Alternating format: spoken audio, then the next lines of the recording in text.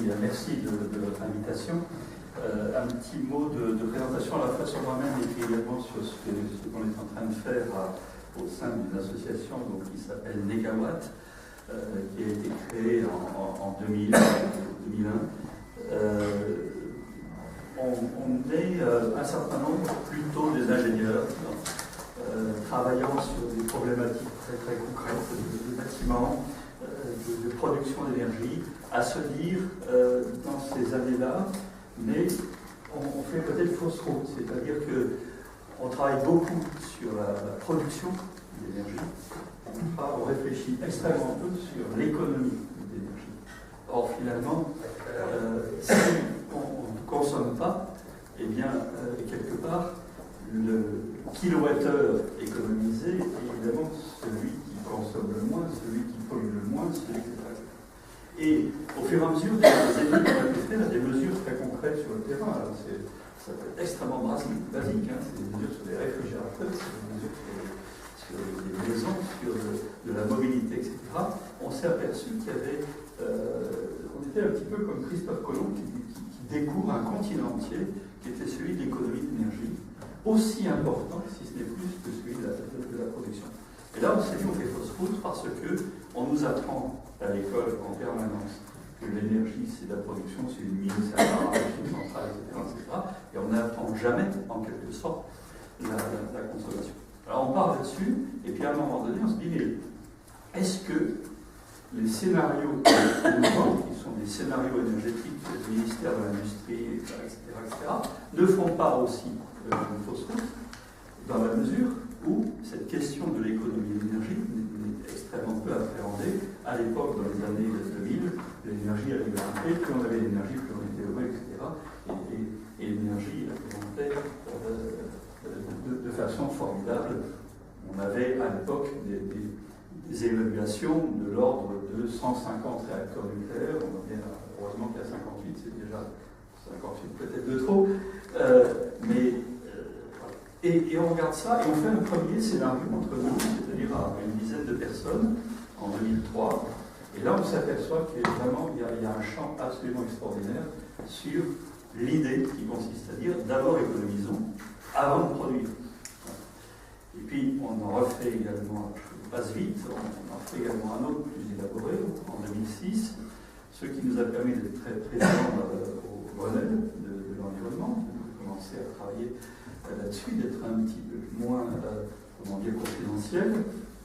Et puis arrive quelque chose d'important qui est Fukushima et un article d'un certain Hervé Kempf dans le monde qui a été absolument majeur parce que tout d'un coup, quelque part, les travaux qu'on a pu faire ont été en quelque sorte en pleine lumière parce que tout d'un coup, plein de gens, de Hervé évidemment et d'autres, se sont dit mais est-ce qu'on a un scénario de sortie nucléaire?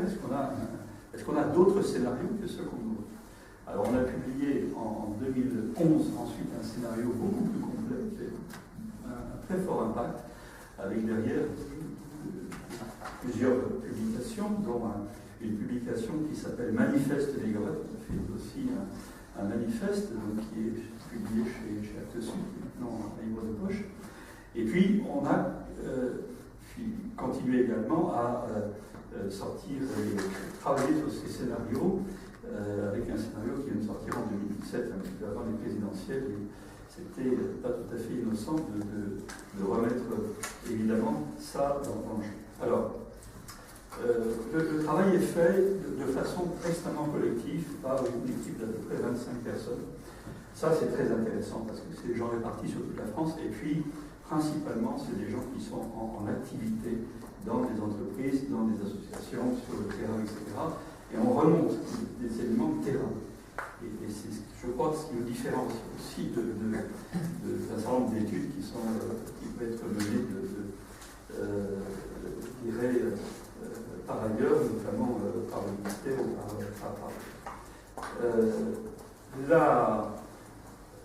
l'aspect fondamental de ce qu'on dit, c'est qu'il faut revenir à une sorte d'équilibre qui est le suivant. C'est-à-dire qu'on a affaire à des consommations, donc à des flux de consommation d'énergie. Et finalement, si on veut revenir un peu, faire un petit peu, pas tout à fait de cosmogonie, mais pas loin, finalement, on a affaire à des phénomènes qui sont des phénomènes physiques. Moi, j'insiste vraiment là-dessus. La question du climat est un phénomène physique, et donc une partie qui est incontournable. Ce qu'on émet tous en ce moment va s'accumuler dans l'atmosphère, etc., et est à un niveau évidemment tout à fait important. Mais c'est un fait, c'est une réalité. Donc il faut partir de cette réalité pour essayer de voir qu'est-ce qu'on peut faire. Le point important, finalement, c'est de se dire on a ce brave soleil à 150 millions de kilomètres, formidable réacteur nucléaire, qui nous envoie de l'énergie. Heureusement, une partie de cette énergie repart sur l'espace, sinon on serait à une température, on serait sur Vénus. Et donc il y a ce système qui est le Soleil, la Terre et l'espace. Il faut revenir sur ce système-là alors qu'on sort d'une société qui est totalement extractiviste et qui s'est fondée sur le pétrole, sur le charbon, sur ce qu'il y a. La seule solution pour nous consiste à revenir sur une société qui s'appuie sur le Soleil. C'est-à-dire finalement sur à la fois l'énergie, mais aussi la matière, au travers de la photosynthèse.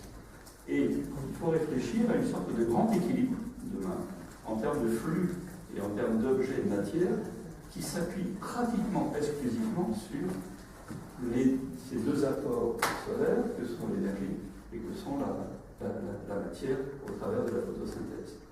C'est un bouleversement formidable. C'est évidemment l'affaire du siècle, pour reprendre une pétition récente. À partir de là, on se dit, est-ce qu'on peut y arriver? Et là, notre petite équipe, on commence à travailler en disant, est-ce qu'on peut y arriver pour la France? On connaît quand même le mur, le donné, etc. 5e ou 6e pays industriel mondial, 67 millions d'habitants et puis un certain territoire. Et là, on se lance, alors je ne vais pas vous décrire tout ça, il faudrait presque 2 jours, c'est ce qu'on fait à peu près sur une grosse formation sur notre scénario. On se lance sur l'idée qui consiste à dire quelle serait la société de demain, à l'horizon 2050, qui pourrait s'appuyer sur ce que je viens d'indiquer, à la fois en matière d'énergie, et concernant les matières. Et puis, à un moment donné, l'énergie est une partie du problème, mais l'autre extrêmement important, c'est celui de l'alimentation, c'est celui du territoire, c'est de l'agriculture, etc. Et on se relie à ce moment-là à une autre équipe qui s'appelle Solagro, qui travaille sur un scénario, et on vient de coupler maintenant nos 2 scénarios, j'ai l'habitude de dire qu'ils sont même plus jumeaux, ils sont siamois. C'est le même scénario, Négawatt Solagro, qui est sur donc l'ensemble de cette réflexion territoriale. Un point très important, c'est de se dire on n'est pas sur une vision. C'est assez facile de travailler sur une vision, on va se dire formidable en 2040, on va ce qui va se passer 2050, etc. C'est pas très compliqué. Il faut un peu d'imagination, etc. Là, ce qui est compliqué, c'est la trajectoire. C'est-à-dire d'année en année, de dire, ok, comment on va faire? Combien il faut, par exemple, la rénovation des logements? Eh bien, on s'aperçoit qu'il faut 700 000 rénovations de logements par an. Et après, hier, comme on est plutôt des ingénieurs dans le groupe, et puis qu'on aime bien les tableaux Excel, on commence à calculer, regarder, etc. Il faut doubler le nombre de gens qui travaillent dans le bâtiment. Mais ce n'est pas un problème, au contraire, c'est une richesse, c'est formidable. Et puis, on a devant nous 40 ans de travaux, pratiquement, pour refondre complètement l'isolation et puis les niveaux de performance dans les bâtiments. Donc, quelque part, c'est le travail sur le terrain, c'est les artisans qui ont du boulot pendant 30-40 ans. C'est le plus grand chantier de France, sauf que cette fois-ci, ce n'est pas un chantier qu'on arrive à voir quelque part parce que c'est finalement Yves ou c'est Airbus, c'est un chantier complètement éparpillé. Et ça, c'est formidable, parce que du coup, ça permet de revaloriser évidemment les territoires, à la fois sur l'énergie qui leur arrive, mais en même temps sur ce qui est capable de faire localement. Alors, on regarde les choses de façon très approfondie sur toutes les consommations d'énergie. Je prends simplement un exemple pour vous dire comment on travaille. sur le domestique, votre logement. Eh bien, on lit sur à peu près 25 consommations, votre réfrigérateur, la télé, etc., le chauffage, bien entendu, l'éclairage et autres. Et puis on regarde où est-ce qu'on en est en termes de consommation. Ça, c'est déjà un travail énorme, parce que finalement, ça s'aperçoit qu'on est très mal à un certain nombre de consommations énergétiques. Et puis, on va regarder équipement par équipement, qu'est-ce qui est nécessaire, qu'est-ce qui ne l'est pas, qu'est-ce qu'on peut l'améliorer, avec une option de base très importante qui est de dire on ne fait pas de science-fiction. C'est-à-dire qu'on prend les meilleures techniques aujourd'hui disponibles. Celles qui sont au moins, même plus qu'en laboratoire, c'est-à-dire en pré-développement industriel, pour être sûr de coût sur les rendements, sur la façon de faire. Par exemple, dans le domaine de l'éolien, maintenant on prend en compte ce qu'on appelle l'éolien offshore, flottant, c'était une technique encore il y a 5 ans, etc. Bon, ça commence à venir et effectivement, on est bien dans des prototypes industriels qui confirment ce qu'on a dit. Je ne vais pas trop développer techniquement là-dessus, mais pour vous donner simplement le point d'arrivée. Après l'analyse approfondie, c'est des tableurs où il y a plusieurs millions de cellules, c'est un peu costaud, et puis c'est une analyse aussi à déparner sur le 100 à 500 à 1000 points de consommation, et même au niveau de l'électricité, parce que l'électricité c'est compliqué puisque ça ne se stocke pas, et on a la fameuse variabilité des renouvelables, et bien là on a carrément monté une simulation horaire jusqu'à 2050 pour voir comment ça va passer au niveau du réseau, etc. Ce qui permet aussi d'amener évidemment un argumentaire et de voir les difficultés qui peuvent se faire. Résultat, on peut y arriver. Ça, c'est quand même une sacrée bonne nouvelle.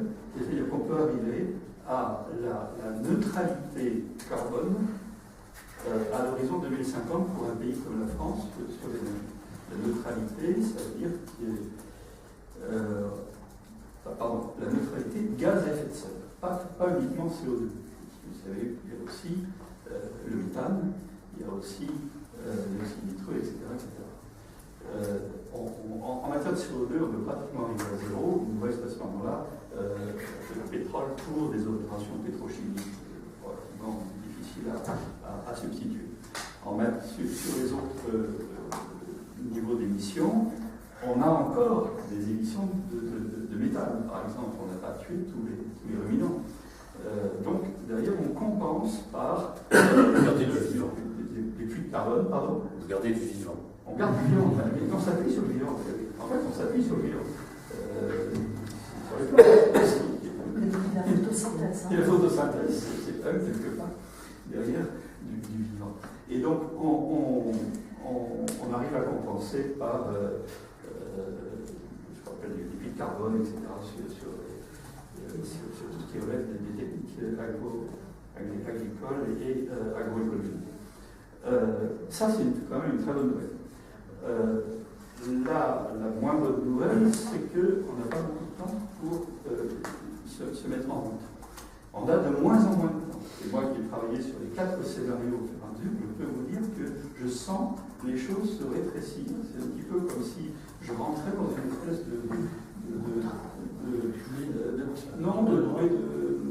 de gorge avec des falaises là, qui sont en train de se rapprocher de plus en plus.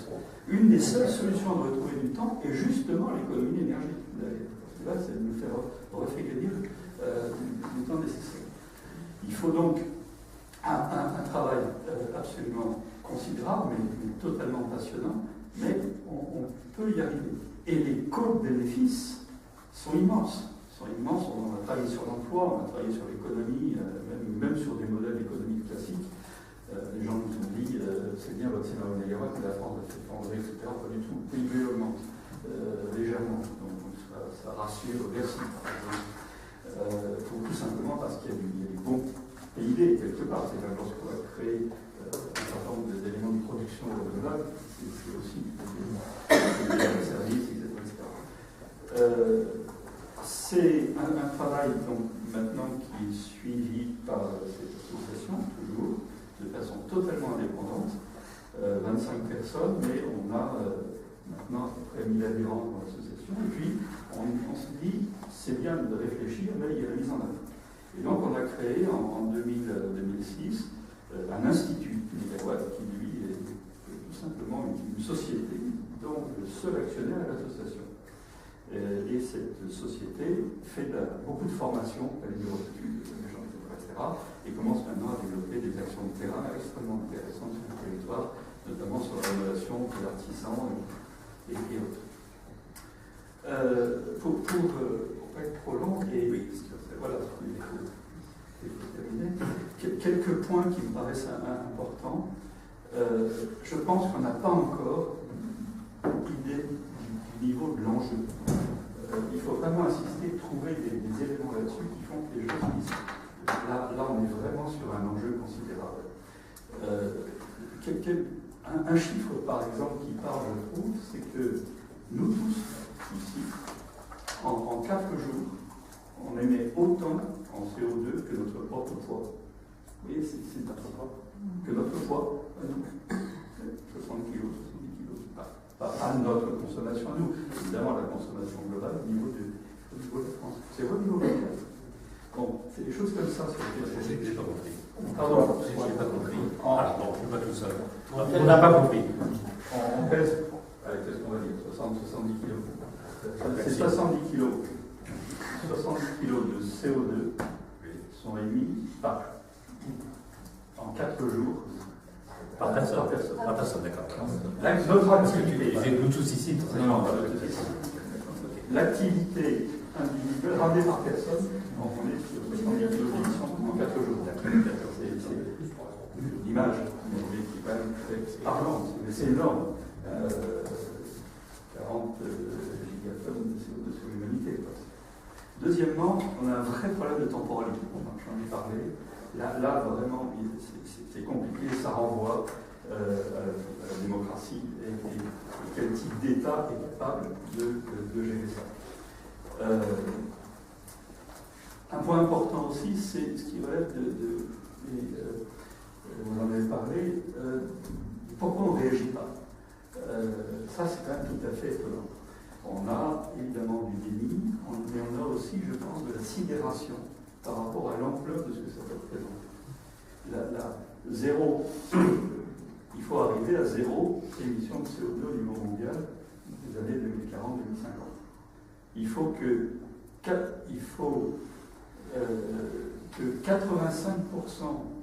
du carbone repéré dans le sol en termes de réserves pétrolières, gazières, etc., il reste. Alors que ce carbone-là, il est dans les bilans, évidemment, des sociétés ou des monarchies gazières et pétrolières. Là, on est face à un problème qui est absolument considérable. On a, sur ce qui conviendrait de faire, je pense qu'il faut qu'on travaille véritablement sur de nouveaux indicateurs de choix. Et imposer, par exemple, dans les choix, sur les appels d'offres, etc. Moi, je travaille par exemple dans le bâtiment ou l'urbanisme. C'est quand même hallucinant de voir des choix, par exemple, pour un lycée qui ne regarde absolument pas les problématiques énergétiques et qui se contente de regarder le coût d'investissement à l'année X pour un équipement qui va durer 100 ans. Dès qu'on fait le calcul en dynamique, en projection dynamique sur 100 ans, on a un résultat qui est totalement inverse de celui qu'il y a évidemment au départ. Donc il faut véritablement, dans les politiques publiques et privées, imposer des indicateurs avec prise en compte de la stabilité. On a un vrai travail très intéressant à faire sur le territoire. Et je pense qu'il faut vraiment réfléchir maintenant sur le territoire. Ces questions de territoire, de partage, de ressources territoriales à valoriser. Il faut quelque part imaginer maintenant que, notamment dans le monde rural, qui alimente les villes en nourriture, demain, il l'alimente aussi en énergie, mais avec un équilibre, évidemment, dans cette répartition. Moi je suis en train de travailler dans la région, avec Jean Citani, sur un scénario complet, appelé la énergie positive, et on s'aperçoit aussi qu'il y a des solidarités territoriales qui sont mettre en œuvre. On peut arriver en Occitanie à avoir un équilibre entre la consommation et la production, mais comment vous allez faire en Île-de-France? Vous allez avoir besoin d'énergie qui vient de l'extérieur. Il faut organiser ces solidarités, et évidemment les solidarités financières qui vont avec. Il faut qu'on arrive à travailler, je vais terminer là-dessus, qu'on travaille de façon beaucoup plus pluridisciplinaire. Nous, les ingénieurs de la mégawatt, on a le sentiment d'être allé au bout de ce qu'on pouvait faire en quelque sorte, de dire, on fait beaucoup de travail de lobbying, etc.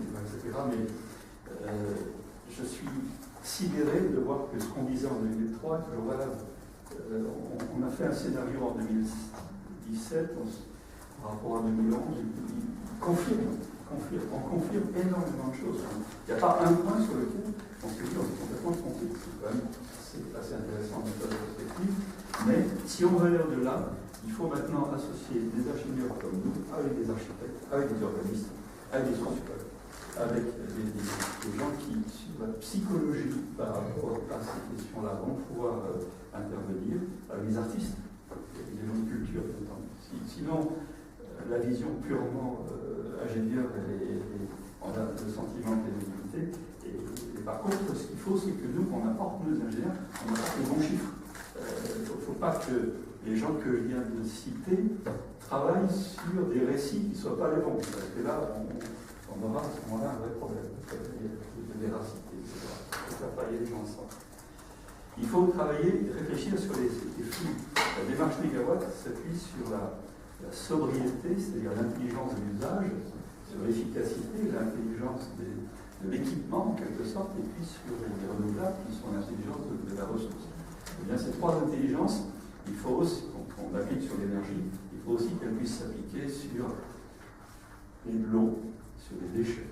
On peut aussi travailler sur un certain mégawatt, sur la monnaie, c'est très intéressant de commencer à travailler là-dessus, sur les médicaments.